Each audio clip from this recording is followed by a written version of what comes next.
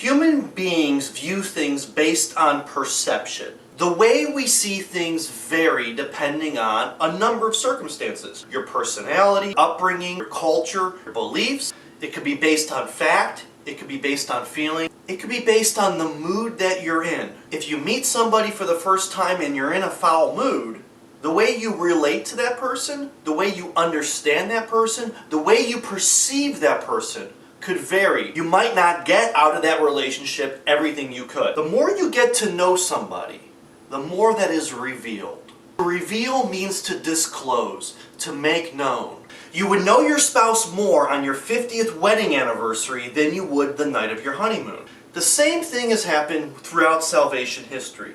Salvation history is God's interaction throughout our human history. The Hebrew Scripture spans over 2,000 years of salvation history. And over the course of those 2,000 years, the Jews got to know God more and more. When Jesus lived on this earth in the first century, the apostles had to get to know Jesus. In the Synoptic Gospels, Jesus asks the question, "Who do people say that I am?" That is the essential question to this course. Who do people say that I am? Who do you say that I am? The apostles continuously reflected on who Jesus was. Who are you? We see that in our Gospels. Mark wrote the earliest Gospel in 70 AD. John wrote the latest canonical Gospel in around 95 AD. Their views of Jesus greatly differ. Mark portrays Jesus as a suffering servant. John portrays Jesus as the triumphant king. Those appear to be contradictory images. Though they differ, they do complement each other. That's what's great about our four canonical Gospels. In the end, all four of them give you different but complementary visions of who Christ was. I must know. But even after the canonical Gospels were written, people continuously discerned on the nature of Christ. For example, if he's God, how much God is he? Is he 50% God and 50% human? How can you be 100% and 100%?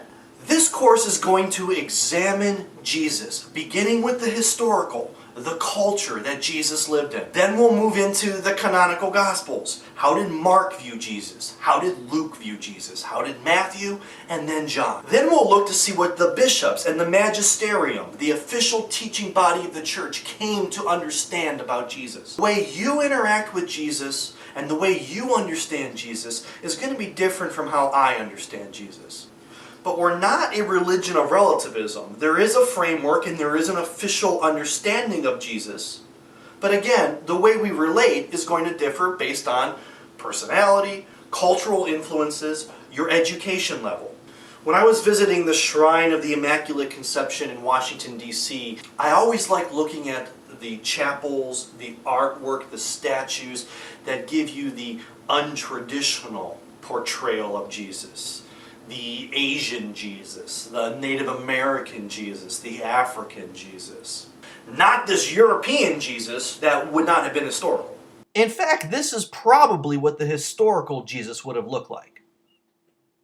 St. Joseph's Oratory in Montreal has a nativity museum, and you can look at nativities from all over the world. Different way artists and cultures have understood the birth of Christ. Even Matthew and Luke have different perceptions on the birth of Christ. My first real discernment on Jesus came from the annual Good Friday tradition of my mom blasting the 8-track tape of Jesus Christ Superstar. Jesus! You've started to believe the things they say of you. You really do believe this talk of God is true.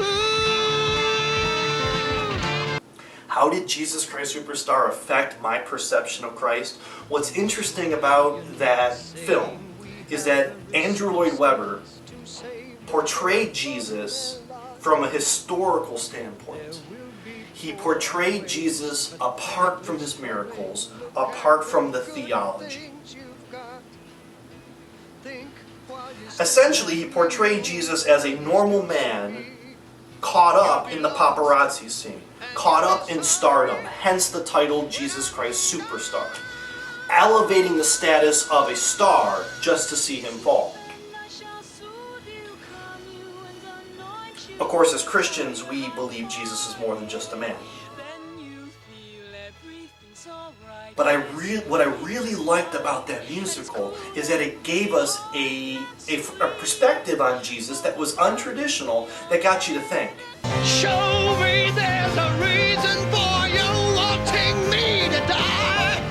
Fly too keen on where and how, but not so hot on why. He wasn't saying anything heretical in the musical. He wasn't saying that Jesus was only man. My approach in this course is going to be on the revelation of Jesus, the historical revelation of Jesus. And that takes time. Ask me about time! Ask me! Time is short, sir! And we're going to go in chronological history, beginning with the Jesus of history, whose active ministry was in the 30s, then Mark in 70, Matthew and Luke in the 80s, John in the 90s, and then the next couple centuries dealing with the development of Trinitarian theology and the Nicene Creed. We're also going to explore, what does this have to do with us? Because religious studies is pointless unless it speaks to us, unless we can incorporate it into our daily existence. Wouldn't that be nice? I hope that by the end of this course, you will understand Jesus more. There's so much more. Just like when you're with the person you love, you don't know everything about them. I don't care how long you've been together. There's always more to learn. There's always more to see. And with that, there's always more to live out.